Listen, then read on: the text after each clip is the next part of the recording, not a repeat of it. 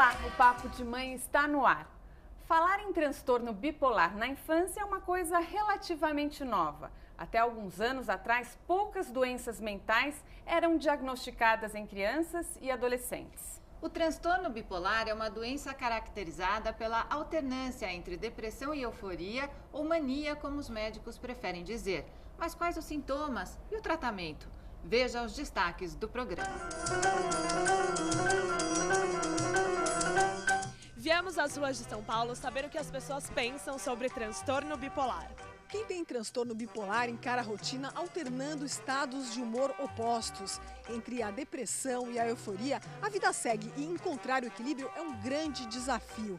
Na reportagem dessa semana, você vai conhecer a história de duas mães que receberam esse diagnóstico e encontraram nos filhos uma grande razão para lutar contra a doença. Olha, a bipolaridade, considerada um transtorno de humor, atinge 2,2% da população, ou seja, 4 milhões e 200 mil brasileiros, segundo uma estimativa da Associação Brasileira de Psiquiatria. Na criança, ao invés da euforia seguida de depressão, como é nos adultos, surge a agressividade gratuita seguida de períodos de depressão. Estão aqui hoje a Marilda, a Tininha e a Raimunda. Obrigada por terem vindo. Você tem quantos filhos, Marilda? Tenho 2. 2. Como chamam seus filhos e quais as idades deles? Rubens Alexandre, de 26, e o Douglas, de 10 anos. E qual deles que tem o transtorno bipolar? O Douglas. O Douglas de? 10. De 10. E como que você descobriu o transtorno nele? Há quanto tempo? Foi, bem dizer assim, minha vizinha, que estava fazendo faculdade, e resolveu fazer um trabalho com o Douglas. E levando esse trabalho para o professor, ela pediu para que se eu pudesse levar ele ao médico, porque ele tinha algum problema, que ele sempre foi diferente, né? Ele não brincava, ele não tinha paciência nem com ele mesmo, né? Ele se mordia. Isso desde pequenininho? Deu de pequenininho. E ela estava fazendo um trabalho para a faculdade pra do quê? faculdade. De psicologia? Isso, psicologia. E ele tinha essa alternância, às vezes ficava muito mal e às vezes ficava eufórico? Tinha, eufórico demais, aí ele ficava mais quieto, deprimido. E hoje como que tá? Hoje ele está com o tratamento que ele fez nas clínicas, ele está ótimo, né? Ele está descobrindo, digamos assim, que ele não enxergava e agora passou a enxergar. Agora acertou no tratamento. Acertou. Então daqui a pouco você conta mais dele, a gente vai saber a história da Tininha, que tem 2 meninos também, né, Tininha? Isso, na verdade já são 2 homens. Um tem 23 e o outro 21. Como que eles chamam? Caio e Felipe. E quem que tem o transtorno bipolar? O Caio, mais velho, de 23. E como que é a história dele? Você também descobriu na infância ou foi um longo período até descobrir qual era o problema? Na verdade foi um longo período de sofrimento, porque desde pequeno a gente percebia que o Caio, eu gostei do termo que ela usou, era diferente. Eu acho que é bem isso que você sente. Não se enquadra no padrão das outras crianças, nem na escola, nem em lugar nenhum. Ele sempre foi um menino muito inteligente, até apresentava uma inteligência até acima do normal, no vocabulário e tudo, mas não conseguia nunca realizar isso. Ia mal na escola, não se prendia a nada, tinha hiperatividade e ele tinha muita dificuldade de sociabilização. Então ele tinha dificuldade de fazer amigos, estava sempre meio que isolado. E aí começamos, acho que desde 6 anos, que a gente procura psicólogo, começamos com psicólogo, ele fez ludoterapia, fez uma série de coisas, nós fizemos acompanhamento, mas sempre tratando déficit de atenção, tratando outras coisas, nunca assim. Aí na adolescência a coisa foi se agravando, né? Ele passava períodos de depressão, trancado no quarto, e a gente começou a ficar muito desesperado, começamos a procurar outros tipos de... Até que com 18 anos a gente chegou no diagnóstico de bipolaridade. Nossa, foram mais de 10 anos então, né? Passamos por várias coisas, vários tratamentos. E você conseguiu descobrir se era bipolaridade desde o começo ou começou como uma hiperatividade e evoluiu para bipolaridade? Dá para saber isso? Então, eu não sei te dizer. Eu acredito que ele sempre teve bipolaridade. Hoje, vendo e olhando para trás, vendo as coisas que ele fazia, assim, eu acho que já era o sintoma da bipolaridade. E eu acho que isso é ruim, porque como o filho dela teve a oportunidade, pequeno ainda, de ver isso, eu acho que corta um caminho enorme, porque isso mexe demais com a autoestima, quer dizer, ele ficou se sentindo... Eu nunca me esqueço, marcou muito para mim o dia que a gente fez e deu o diagnóstico. Não, ele tem bipolaridade, né? E eu fiquei muito preocupada com a reação dele, como ele iria ver aquilo. E ele virou para mim e falou, nossa, que alívio, agora eu sei que o que eu tenho tem nome, porque eu não sou só esquisito. Foi um caminho muito longo, né? Até Exatamente. você fechar um diagnóstico, e eu acho que isso acontece muito, depois a gente vai saber com os especialistas. Exatamente. E acho que a partir do momento que tem um diagnóstico, você consegue acertar mais no tratamento também, isso né? também é uma outra coisa, que eu não sei como está exatamente agora, mas assim, o que também foi muito ruim, assim, a partir do momento que teve, eu não sei como é que tá, mas é meio complicado a questão da medicação, porque ele passou por vários tipos de medicação até chegar numa medicação que vamos dizer, controlou o problema. E a Raimunda tem quantos filhos? Eu tenho 2 filhas. Qual a idade dela? Uma de 30 e uma de 29. Como que elas chamam? Fátima e Vanessa. E qual delas tem a bipolaridade? A Fátima de 30. Só que, assim, a que faz tratamento nas clínicas é a filha da Fátima, de 10 anos. Que a sua neta também tem a bipolaridade? Tem. É E a isso? mãe também. Olha, a filha e a neta. É. E no caso da sua filha, quando foi que você descobriu, Raimunda? A filha, assim, ela, desde bebezinha, ela já apresentou, assim, uma menina agitada, que não parava. Quando foi com 2 aninhos, eu pus ela na escolinha para ver se ela desaparecia um pouco. Se desenvolvia, né? Desenvolvia um pouco, mas ela não parava. Ela pegava a sacolinha dela e ficava andando na sala, mexendo com um, mexendo com o outro. Aí a professora falou assim, para mim levar ela na psicóloga, que não era normal o que ela fazia. Eu levei, aí a psicóloga falou assim, não, é normal, porque 30 anos atrás esse diagnóstico era difícil. É o que a gente falou no começo também, né? Então, não se falava muito nesses transtornos em crianças, então. né? Mas assim, eu sempre levava, porque tinha que ter acompanhamento, senão as escolas não aceitavam. Entendi. Então ela passava para psicóloga. E nunca Não, disseram nada, falava que era deram normal, diagnóstico. mas só que era assim, ela destruía a escola. Quebrava Quando que vidro, ela cadeira. fechou o diagnóstico mesmo? Quando falaram para você, ela tem transtorno bipolar? 18 anos. Com 18 anos. Aí Olha, ela como a pegou, Tininha, foram muitos anos até o muitos diagnóstico. anos. Levava em psiquiatra, passava o remédio, falava assim, não, é normal. Falava que era normal.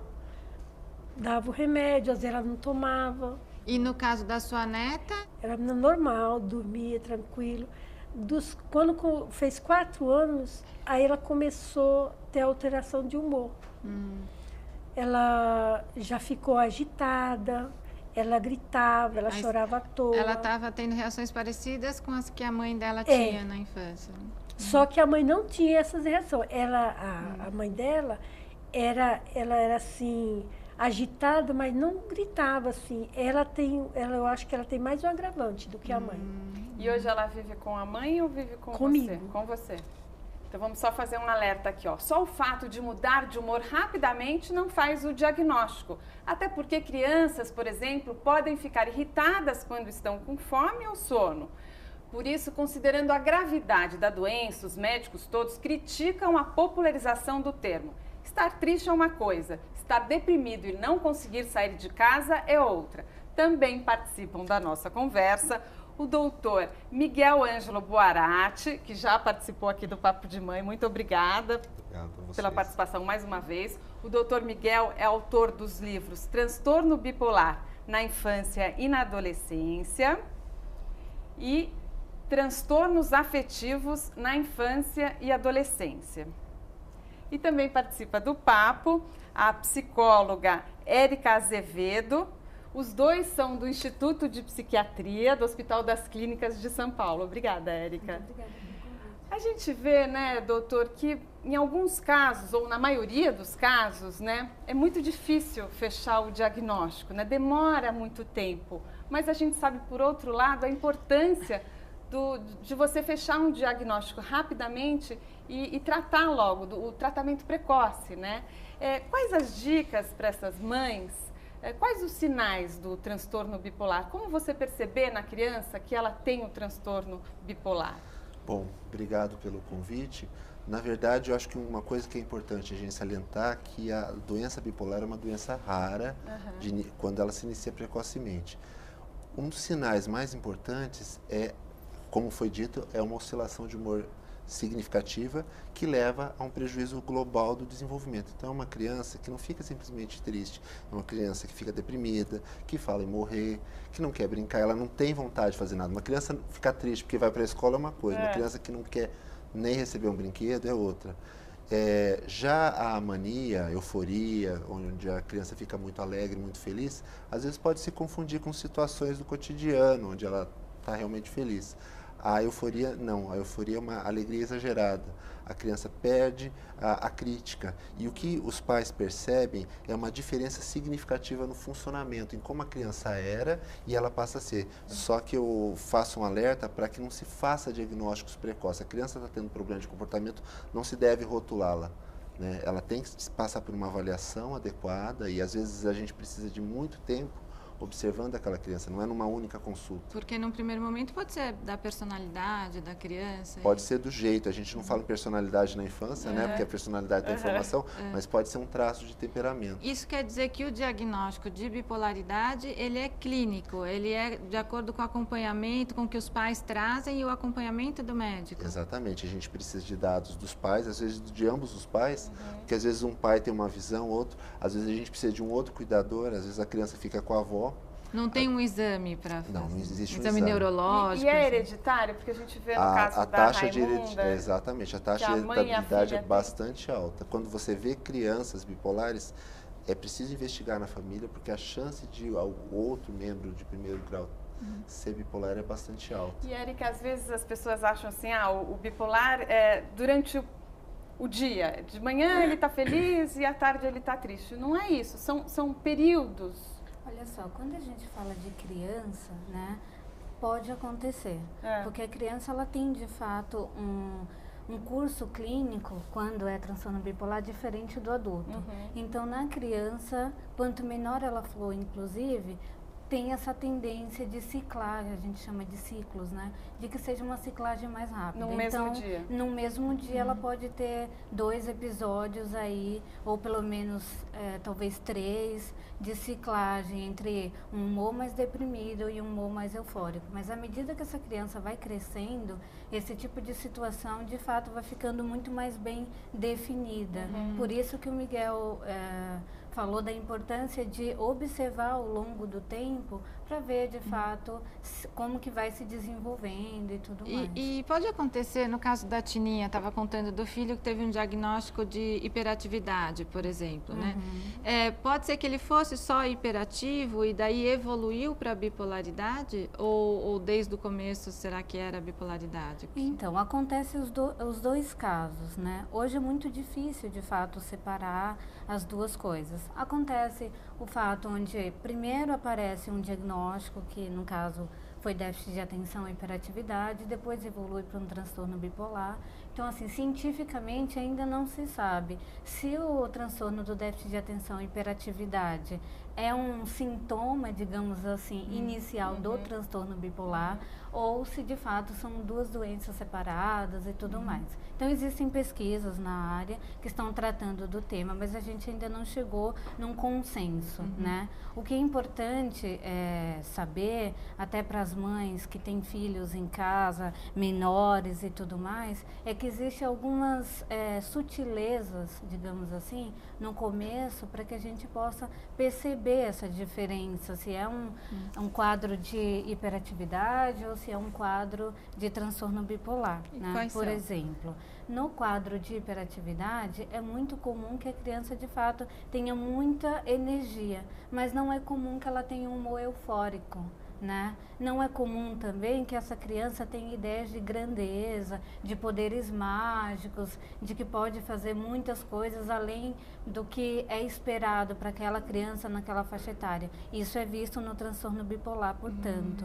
Então, tem algumas coisas que são muito sutis, mas que podem ajudar os pais a irem percebendo. E agora, doutor Miguel, só para esclarecer aqui, o transtorno bipolar, ele é um transtorno afetivo, é isso? Isso. Na verdade, esse livro, ele contempla alguns capítulos de um livro anterior da doutora Ali, que fala especificamente de transtorno bipolar, mas ele também tem um enfoque na depressão unipolar, que é aquela criança que tem só depressão. Então, é um transtorno afetivo.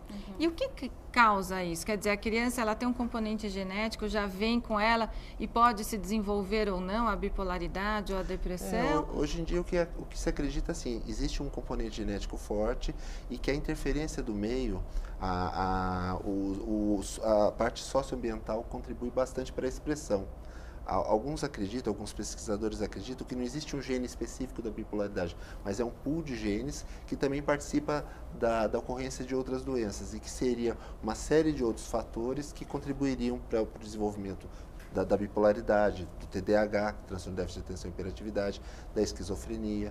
Então, a expressão desse gene é que vai determinar que doença ela vai manifestar. E pode desencadear só na vida adulta, sim, ou normalmente sim. pode? A maioria das vezes é no final da adolescência. O que a gente sabe do bipolar de diagnóstico na vida adulta é que muitos relatam sintomas de humor já na adolescência, 12, 13 anos. Mesmo sem o diagnóstico, eles relatam períodos importantes de irritabilidade, de uma sensação de bem-estar, que é o que a gente chama de hipomania, não é tão significativo, O filho da Marilda está com 10 anos ainda, né? E quer dizer, o fato dele já estar sendo medicado, já ter o diagnóstico, pode evitar que se evolua na adolescência? O que a gente percebe no acompanhamento longitudinal dessas crianças, assim, 10 anos acompanhando, é que quando a gente consegue acertar o tratamento, é claro, com todo um aporte psicológico da família, né?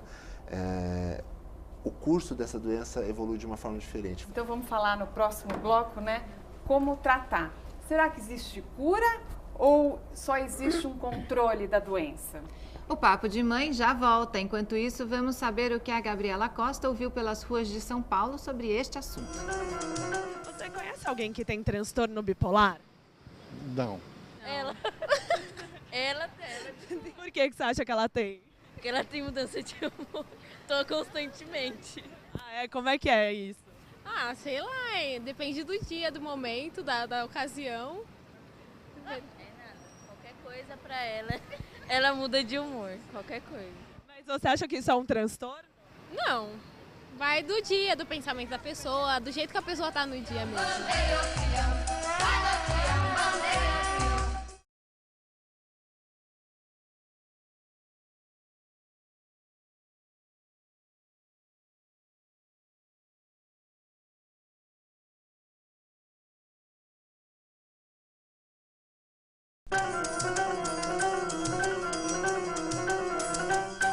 Você conhece alguém que tem transtorno bipolar? Conheço. Quem? Eu tenho uma amiga que tem, eu estudo com ela. E ela é diagnosticada? Diagnosticada, acho que nível 2, não sei exatamente. Uma pessoa que é de extremos, uma hora está bem, outra hora está bem mal. Olha, na verdade eu não tinha percebido até ela ter me falado, aí eu comecei a perceber que ela tem períodos que ela fica muito mal, períodos que ela fica bem, enfim. E ela se trata? Sim, ela tem acompanhamento, acho que tanto psiquiátrico quanto psicológico. Eu gostaria de saber exatamente como que eu posso conversar com uma pessoa que tem transtorno bipolar para ajudar quando ela está numa fase ruim ou até mesmo na fase que ela está bem, para ver como que pode fazer ela ficar bem. Tem alguma dica para os amigos? Você pode fazer alguma coisa? Assim, os amigos, os familiares sim, podem é fazer fundamental. É fundamental que, no caso do paciente, que ele receba apoio. Porque é muito comum nas crises, principalmente nas crises de mania, que o paciente faça coisas, né? Exagere, né? Aliás, é a fase dos exageros em que as relações vão se deteriorando. Então, ele gasta demais, né? No caso do adulto, adolescente, ele gasta demais, ele se envolve em situações de risco, se torna mais explosivo. Normalmente são pessoas que se envolvem assim com problemas de endividamento? Na fase de mania, sim. E na fase depressiva, que às vezes vem logo na sequência, tudo aquilo que ela fez tem um peso terrível, aí ela não vê...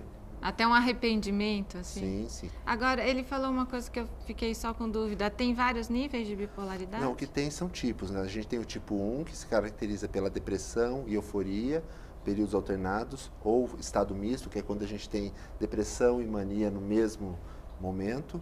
E a gente tem o tipo 2, que você tem depressão predominantemente e fase de hipomania, não chega a ter a mania clássica. Como que é o seu filho, então? Conta pra gente. Ele tem qual tipo?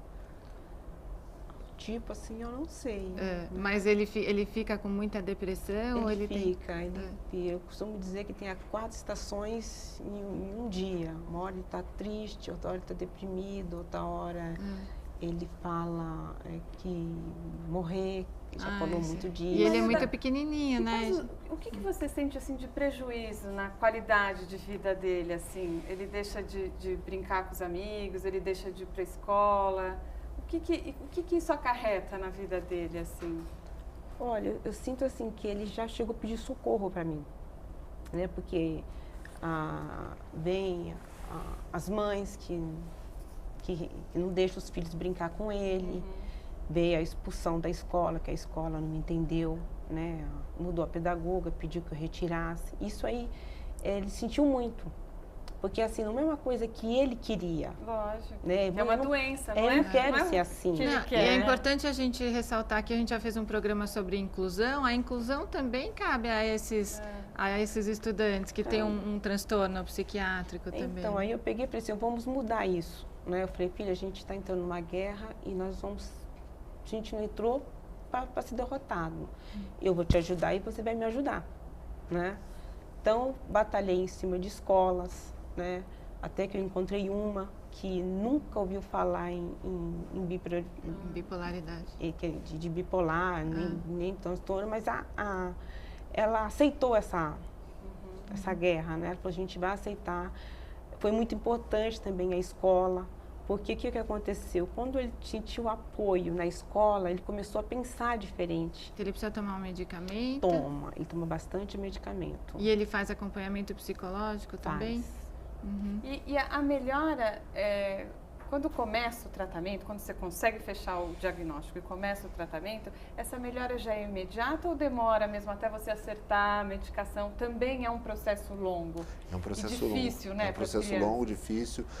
Tem crianças que respondem melhor ao tratamento padrão, né, que é o carbonato de lítio ou os antiepiléticos, que são chamados também de estabilizadores de humor, e outras crianças que vão responder melhor aos antipsicóticos de segunda geração, que é uma classe mais nova de medicações, e outras vão responder quando você consegue fazer a associação de 2, 3 medicações simultaneamente. Então, mais importante ainda, a ajuda das pessoas da escola, né, a compreensão, né, Tininha? Você teve isso? Difícil, não. Da própria família, às vezes, né? Às vezes não, eu acho que as escolas, de uma maneira geral, não estão preparadas para lidar com uma criança que é fora do padrão, porque a escola, pelo menos as escolas convencionais, elas tratam a criança padrão. E o Caio, inclusive, quando ele foi fazer o vestibular, orientada por uma pessoa, fiquei sabendo que ele tinha o direito de fazer a prova de uma forma diferente, que ele tinha direito, inclusive, a ter intervalo na prova. E ele fez, nós tivemos que fazer uma requisição lá, no caso ele fez FUVEST, e ele teve uma pessoa que ficou com ele, então ele pôde sair durante a prova. É importante divulgar por isso, causa né? da Saber desse hiperatividade. direito. Isso existe, isso daí é lei, assim, você pode, lógico que tem que ter um laudo, né, de um médico atestando, mas foi importante para ele isso. E hoje ele está na faculdade? Não, ele na verdade acabou nem indo para esse caminho, ele acabou fazendo o curso de artes dramáticas, ele resolveu, ele resolveu ser ator. Mas a Tininha falou da questão que o Caio teve um pouco de aversão aos remédios. Não, ele tem. Né? Ele não quer ouvir por causa dos fala efeitos isso. colaterais. Tem muitos efeitos colaterais, como dá para contornar, dá para escolher uma outra medicação? Todas as medicações têm efeitos colaterais, não são medicações leves, né? São medicações que já são do sistema nervoso central e elas têm efeitos colaterais variáveis, desde efeitos locais, como sedação, ou efeitos à distância, aumento de peso, de apetite. Pode interferir no controle motor da pessoa também, né? Não pode dirigir. Que é importante. Por isso que o tratamento não pode se restringir a consultas muito espaçadas. A gente precisa ver a criança com bastante frequência, precisa pedir exames de sangue para controlar a dosagem da medicação, o efeito. Em relação ao acompanhamento psicológico, é muito importante em todos os casos, tanto na infância quanto na vida adulta, porque os remédios ajudam a a controlar os sintomas, mas não dão conta da complexidade, daquilo que eles precisam enfrentar na rotina do dia a dia. Raimunda, a sua filha está fazendo tratamento hoje? A mais velha? A filha e a neta estão fazendo? A neta sim, a filha não. A filha, ela não assimila, ela vai, fica internada, sai, toma o remédio, aí ela fala assim, não, agora eu tô bem, não preciso, que eu não vou tomar remédio a vida inteira. Quer dizer que tratar de um filho adulto é mais difícil do que tratar de um filho criança, né? Não dá. Então é bastante comum que a gente chama de cronificação da doença, com prejuízos funcionais, ocupacionais, ou a pessoa nunca mais sai de nenhuma das fases, ou fica cronicamente deprimida. Aí acaba tendo conflitos sociais mesmo, né? Familiares. Sabe uma coisa importante também, ouvindo falar do tratamento, uma coisa que pode ajudar bastante nessa... tanto na fase do diagnóstico quanto na fase do tratamento, é a avaliação neuropsicológica. São os testes, é isso? Exatamente, são testes. São testes orais, para a criança que não sabe escrever, ou podem ser testes escritos? São testes que, algumas vezes orais, algumas vezes onde ela tem que desenvolver alguma atividade. Um jogo, alguma coisa, mas é sempre um teste. Para a criança parece um jogo, mas é um teste, né? Então ela tem que construir um quebra-cabeça, vamos brincar com um baralho específico onde tem que combinar. Isso também ajuda a fechar o diagnóstico? Ajuda a fechar o diagnóstico e ajuda a dar uma luz para o tratamento. Porque você acaba identificando ali onde a criança tem dificuldade? Isso, exatamente. Na avaliação neuropsicológica, por exemplo, se aparece que a criança é uma criança ou adulto que tem uma dificuldade maior com o controle inibitório, que é controlar os impulsos, provavelmente isso vai dar uma indicação para o médico de escolher uma medicação pensando nisso, por exemplo. O que a gente observa é que uma criança que fica muito tempo em crise, ela vai tendo prejuízos cognitivos. Ela vai ficando, entre aspas, mais incapaz, por exemplo, para aprender. Ou para desenvolver habilidades que antes ela tinha. E a gente está falando muito, né, das crianças com transtorno bipolar. E quando uma mãe tem o transtorno bipolar e precisa, né, estar bem para cuidar do filho, né? A repórter Letícia Bragalha mostra agora a história de duas mulheres com transtorno bipolar que encontraram nos filhos a força para persistir no tratamento da doença. Adriana apresentou os primeiros sintomas de bipolaridade aos 11 anos, mas o diagnóstico só veio aos 13. Você nunca vai imaginar uma criança vai ter depressão, né? 10, 11 anos, mas tive e a gente não sabia o que fazer. A adolescência, bastante complicada, também foi cheia de altos e baixos, porque a Adriana abandonou os medicamentos. No caso da Adriana, a grande motivação para que ela realmente se tratasse da bipolaridade tem 3 anos e meio e se chama Rebeca, essa menininha fofa aqui. Adriana, me fala uma coisa, realmente foi essa vontade de ser mãe que fez com que você se cuidasse, seguisse todo o tratamento do transtorno bipolar? Eu queria ser mãe, era uma coisa que ia me fazer feliz, era uma coisa que fazia sentido para mim. Então, eu assumi o tratamento a partir daí com esse objetivo. Eu sabia que para ser mãe, e para ser uma boa mãe, eu precisava ficar bem. O primeiro ano foi muito tumultuado para você, por conta do transtorno bipolar, em acumular esse papel de mãe pela primeira vez? Como é que foi? O primeiro ano foi muito intenso, né? Acho que o primeiro ano de toda mãe é muito intenso, muita novidade, muito cansaço. E, para mim, foi muito complicado, porque eu tinha que assumir a medicação também. Então, os primeiros meses eu demorei para voltar ao normal, eu entrei em algumas crises de neurose, eu não deixava ninguém dormir, eu tinha medo que acontecesse alguma coisa com minha filha, isso demorou muito para passar. E hoje que a Rebeca está maiorzinha, quando você está num momento de depressão, num momento de maior fragilidade, como é que você faz? Eu saio de cena, eu fico quietinha no quarto, espero passar, durmo um pouco mais e ela fica numa boa. Eu dei muita sorte. E a Rebeca é uma criança muito participativa, ela é muito compreensiva. Então, quando eu estou num dia mais difícil, eu estou meio deprimida, eu estou mais irritada, ela ajuda muito. Ela fica com o pai dela, eu recebo muita ajuda do pai dela, dos meus pais. Valéria também está em busca de harmonia. Depois de receber há alguns anos o diagnóstico de transtorno bipolar e síndrome de ansiedade, decidiu se cuidar.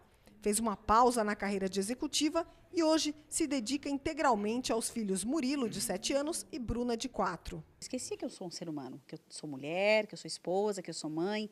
Então, parar foi fundamental.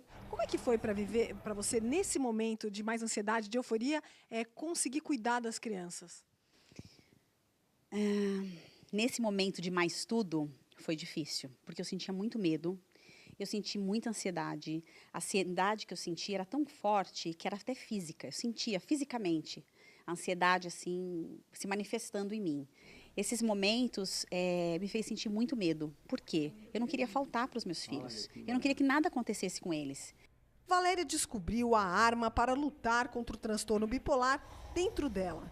Hoje, não abre mão de olhar para si mesma, de respeitar a necessidade de ficar sozinha, em silêncio. E com a sabedoria dos que vencem as crises, ela ensina. É necessário ser humilde e procurar, recorrer. E eu recorri realmente a diferentes ajudas. Mas eu acho que a principal ajuda veio de dentro de mim. Porque nós temos uma força e uma condição de tomar decisão, de seguir em frente e acreditar que a gente pode tudo o que a gente quiser. A força para lutar contra o transtorno de humor vem de uma rede de apoio. Adriana começou a escrever o blog Mãe Bipolar, Filha Jacaré, quando ficou grávida. As mensagens de carinho da família e dos internautas são fundamentais para ajudar a equilibrar o cotidiano dessa mãe realizada. Feliz é pouco comparado do que eu sinto hoje. Eu me sinto realmente completa. Me transcende.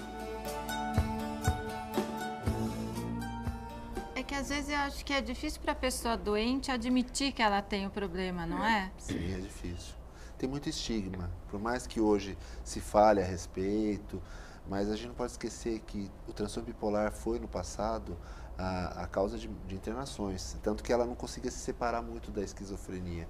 Era muito parecido o tipo 1, que é aquele que tem mania, fases de manias bem acentuadas, em períodos em que o paciente fica psicótico, às vezes se confunde com a esquizofrenia. Mas a pessoa bipolar pode chegar a ter mania de perseguição, por exemplo? Pode ter delírio, sim, pode ter delírio, alucinação. Normalmente esses delírios e alucinações são bem congruentes com o humor. Então, normalmente, por exemplo, o delírio é um delírio de grandeza, de que é poderoso. Aquela cena famosa do Napoleão é bem típica de um bipolar naquela época. Hoje a gente nunca vai ver um paciente se achando Napoleão, porque o Napoleão não é uma figura. Hoje seria um outro personagem poderoso. Eu achei importante o que a segunda mãe falou, de você ter humildade para procurar ajuda. O bipolar, ele consegue perceber isso? Nas fases é um pouco mais difícil, principalmente na fase mania ele não vai procurar ajuda nunca. Mas e na fase depressiva? Ele vai precisar de ajuda. Mas ele vai pedir ajuda? Às vezes sim, muitas vezes sim, porque o que eles sentem não é uma depressãozinha, é uma depressão muito grave. No seu caso, Tininha, tem mais alguma coisa na família, assim? Então, na verdade, até por conta do Caio, eu mesma acabei indo fazer teste para saber, e eu tenho déficit de atenção, né? Isso era uma coisa que eu sabia que eu tinha, né? Então isso me deixou preocupada. Eu falei, opa, né? De repente, mas assim, em mim não foi diagnosticado, embora eu tenha déficit de atenção. Preocupada, mas não culpada, né? Não. Culpada, mãe, já nasce culpada, né? Mas assim, eu fiquei preocupada, até para saber, né? Se de repente eu também não estava me tratando, não estava vendo, né? Mas em mim não foi diagnosticado, mas eu tenho assim, a gente acha, mas diagnosticado na família a gente não tem ninguém, assim. Érica, eu quero agradecer a sua participação. A Érica é psicóloga do IPQ, que é o Instituto de Psiquiatria do Hospital das Clínicas de São Paulo. Érica, tem algum site para você deixar o e-mail para quem quiser entrar em contato com você, para tirar dúvidas? Olha, tem o meu e-mail profissional, né? Então, quem quiser pode me escrever. É psico.erica, com K, Azevedo, os dois A juntos, psico.ericaazevedo@yahoo.com.br. Tá legal, Érica. Obrigada. Obrigada pela participação. E no próximo bloco, continua a nossa conversa. Teremos aqui mais 2 entrevistadas. O Papo de Mãe volta já já. Como você identifica o que é um processo natural do ser humano de uma doença? Qual é esse limite? Às vezes o limite é muito tênue, tem que ser observado por um especialista, porque às vezes pensamos que qualquer tipo de tristeza já é uma depressão patológica, quando não é.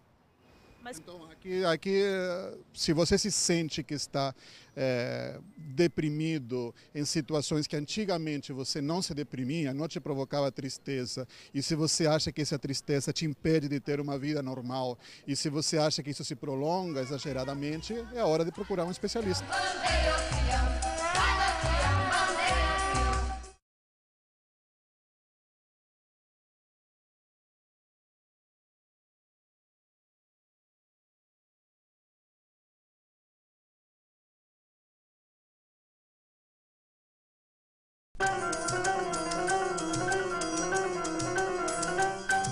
Você conhece alguém que tem transtorno bipolar?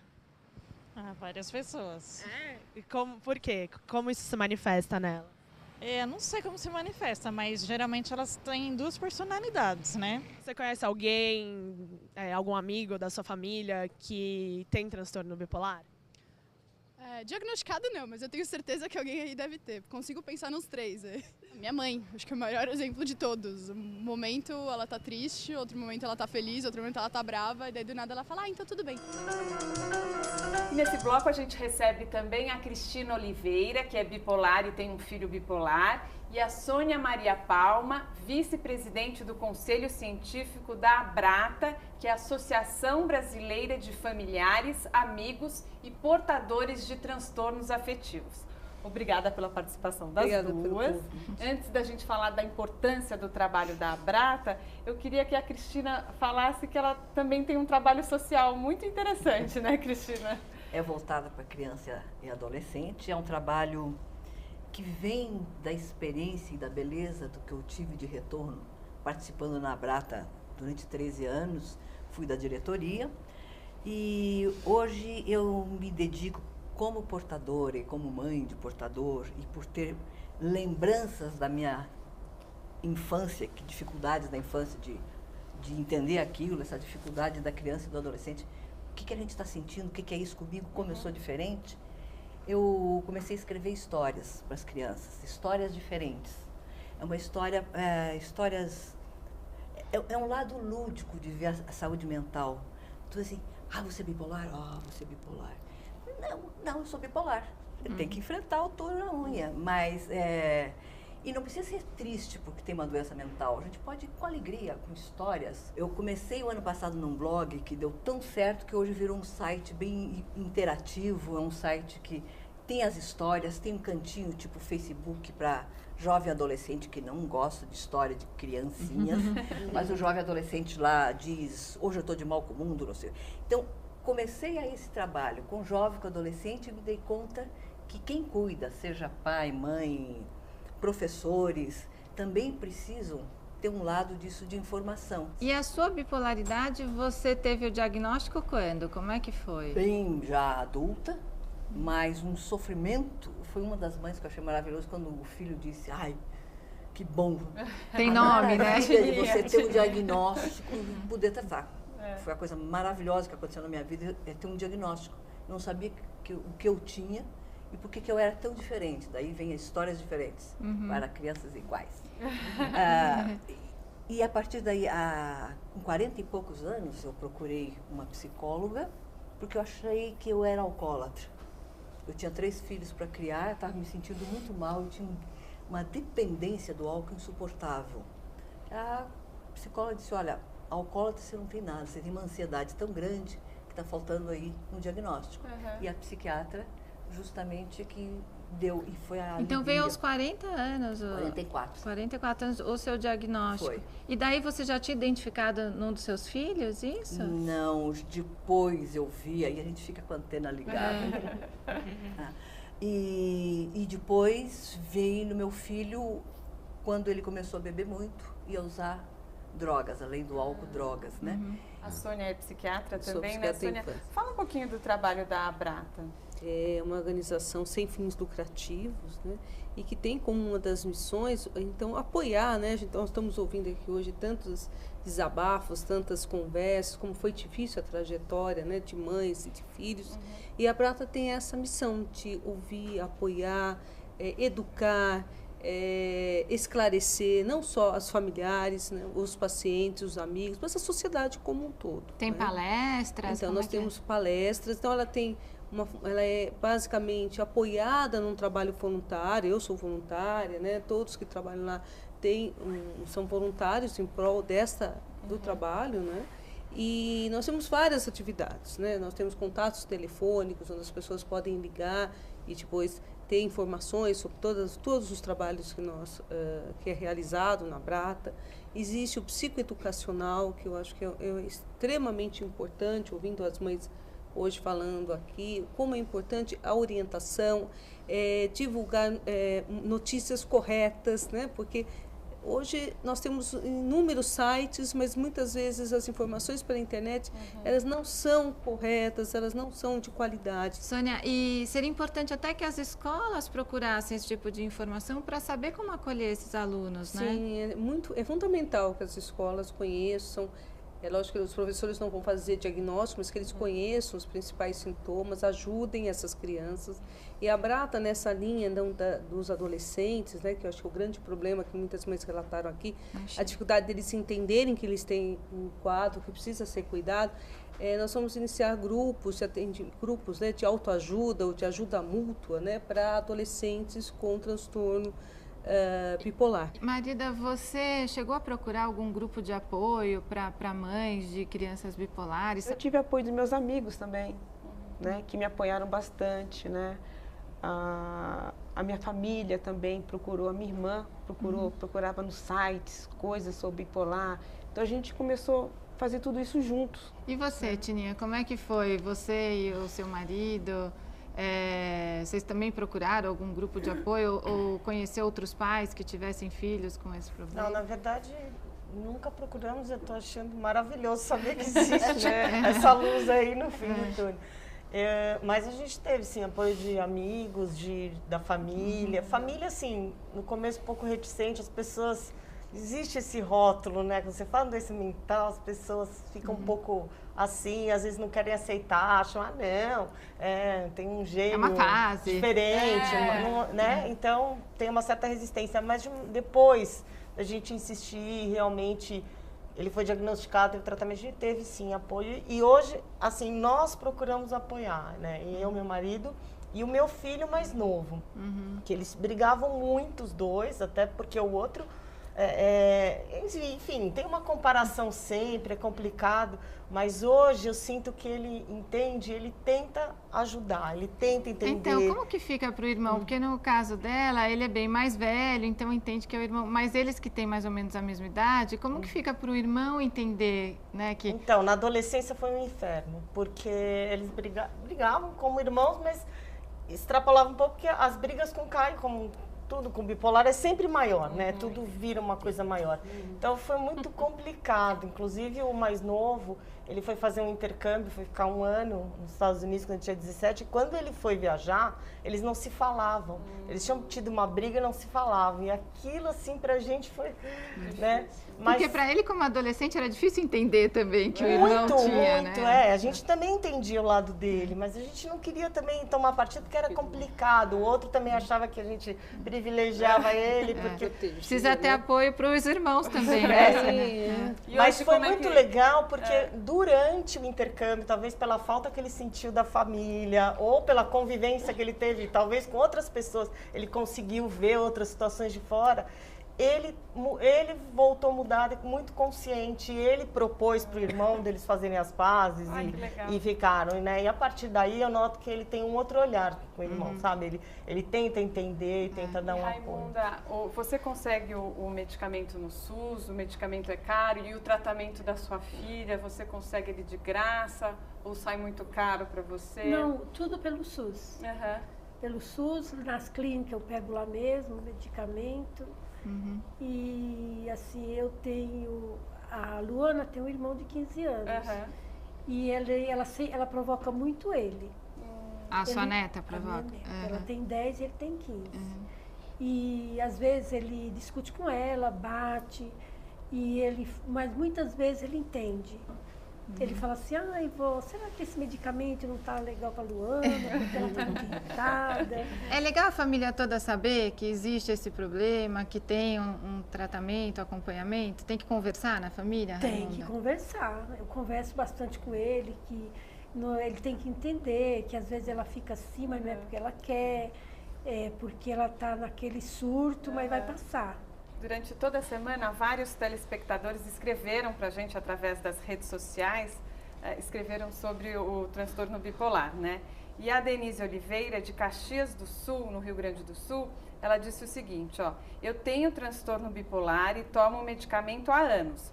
Gostaria de saber se o meu filho pode ter também e se o meu remédio, sertralina, pode trazer algum prejuízo para ele, apesar de que eu fui instruída dos intervalos entre tomar o medicamento e amamentar para não passar muito para o leite. Meu nome é Denise e moro em Caxias do Sul e ela termina assim, adoro o papo de mãe. Obrigada, Denise. Bom, na verdade eu não sei, né? Se ela está tomando só sertralina, eu fico meio preocupado, porque a sertralina é um antidepressivo e no bipolar o uso exclusivo de antidepressivo pode facilitar o que a gente chama de virada maníaca. Né? Agora, se de repente ela é só depressiva unipolar e precisa da medicação, é talvez o antidepressivo mais indicado para quem está amamentando. Passa pelo leite, mas às vezes é necessário, é questão de custo-benefício. E aquilo que a gente falou ao longo do programa, não necessariamente o filho vai ter também, mas é bom ficar atento porque pode ser hereditário, né? E eu tenho um outro comentário da Luísa Helena Nogueira, de Praia Grande, São Paulo. Obrigada pela participação. E ela diz o seguinte, estamos enfrentando a questão da bipolaridade aqui em casa. Meu marido foi diagnosticado como bipolar, ciclotimia? É o mesmo nome de bipolaridade? Não, é uma outra doença, é um outro quadro. É um outro quadro. Olha como as pessoas às vezes confundem. A Mas ciclotimia... é bipolar também. É um outro quadro, é um outro transtorno de humor com uma intensidade bem menor, não tem todo o prejuízo do bipolar. O bipolar é mais grave, então. Bom, mas enfim, ela fala que faz algumas semanas e ela diz o seguinte, ando muito preocupada com meu filho mais velho, de 9 anos, pois ele apresenta muita alteração de humor. É possível que seja hereditário? A quem devo recorrer no caso dele? Quer dizer, ela está preocupada com o filho de 9 anos, né? Sim, eu acho que ela precisa ficar preocupada mesmo. Se o diagnóstico... Toda vez que você tem casos de transtorno de humor na família, é importante ficar atento. Não só pela questão genética, mas porque o ambiente de um paciente bipolar é mais conturbado, facilitando a expressão genética. A família toda pode se sentir um pouco bipolar também, porque na hora que tem um que está lá mais deprimido, todo mundo fica, sei lá, puxa a família, como é que é? Acho que a Cristina pode dar um exemplo vivo disso, né? Eu acho que as minhas histórias tem o personagem o Shida, que é bipolar, e a Zita, que é depressiva. E eles interagem com seus amiguinhos. Então, uma coisa que bem próxima a isso, primeiro que quem tem a doença não tem que dominar a casa. É uma pessoa que tem uma doença, os outros estão ali e a casa como um todo. E essa relação de, peraí, você está assim, mas você não é o centro do mundo, é muito importante. Os meus bichinhos, os meus personagens brincam. Pô, tá agitado? Para, conta até 10, fica calmo. Né? Então, pequenas dicas de como fazer, que a própria relação das famílias, dos irmãos, dos amigos, como é que isso se desenrola na própria escola, na própria casa, como é que a gente lida com isso? Eu vou passar uma última rodada com todos vocês para divulgar de novo o site também. Então tá. Eu mando um beijo pro Rubens Alexandre, que é o meu pilar, né? Que sempre me apoia, me dá aquele safanão, acorda, né? E ao Douglas, né? Que é o meu guerreiro. Né? Ele costuma dizer que ele é o He-Man, eu sou a She-Ra. E é isso, dizer que eu amo muito eles. E agradecer a todos os apoios do pessoal do meu trabalho, da escola do Douglas, que aceitaram o Douglas, que abraçou essa causa, né? Legal. E que agradecer a todos, né? E muito obrigado, meus familiares também. Legal, obrigada. E a Tininha? Eu acho que queria mandar um beijo pro Caio, que permitiu que eu viesse aqui falar, conversei com ele, ele falou, não tem nada para esconder, pode ir lá. E então, mandar para ele, para minha família, que a gente apoia, né, isso daí, e dizer que filho é amor e a gente não pode desistir nunca, interessa qual seja o problema, e eu acho que Hoje foi muito bom participar, eu adorei saber que elas existem, a gente sabe que isso já vai participar lá, é a né? luz para mim. Então, assim, e tentar sempre que, né, volte para o caminho do tratamento, que eu acho que é inevitável. Aí depois você fala pra gente as peças, pra gente divulgar as peças do Caio. No site do Papo de Mãe. Daqui a pouco ele vai estar aí fazendo os trabalhos dele, se Deus quiser, e eu vou divulgar, sim. Obrigada, viu? E a Raimunda? Bom, eu vou mandar um beijo para a Luana e eu agradeço muito a escola dela, que ela tem muito apoio, que ela estuda no SESI, do Hélio Carvalho, e ela tem muito apoio, eles atendem muito bem ela manda muito na agenda do que acontece com ela, eu passo para a psicóloga dela, então a gente faz um trabalho bem... Acompanhando de perto, de né, Raimunda? perto. E eles entendem muito o lado dela e eu o lado deles também. Eu apoio tudo que eles falam, eu apoio. Não dou muito a brecha para ela, não. E a minha família, um beijo pro Vinícius, Vanessa e Gabriel. São meus filhos. Obrigada. E Cristina, repete pra gente o site, por favor. www.historiasdiferentes, com ES, historiasdiferentes.com.br. Legal. E a Sônia, o site da Abrata? É www.abrata.org.br. Eu espero que não só os familiares e os portadores, mas também todos os interessados, que é importante divulgar, né, o máximo possível esse transtorno. Obrigada pela participação.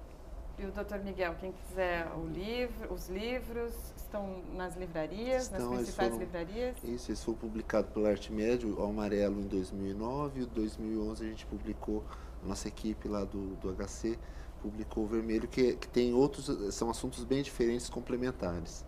Né? E aí quem quiser entrar em contato com você para tirar dúvidas, tem algum e-mail? Tem um e-mail site? pessoal que é de trabalho, que é Boarati, tudo junto, né, que é o meu sobrenome, @yahoo.com.br. Obrigada mais uma vez, então, a todos. E olha, no próximo programa, a nossa conversa vai ser sobre casais gays com filhos. Saiba mais sobre o nosso programa. Acesse www.papodemãe.com.br. Aos domingos, das 5 às 6 da tarde, você pode participar do nosso chat ao vivo. E semana que vem tem mais aqui na TV Brasil. Até lá. Até. Tchau, gente. Obrigada, viu? Tchau.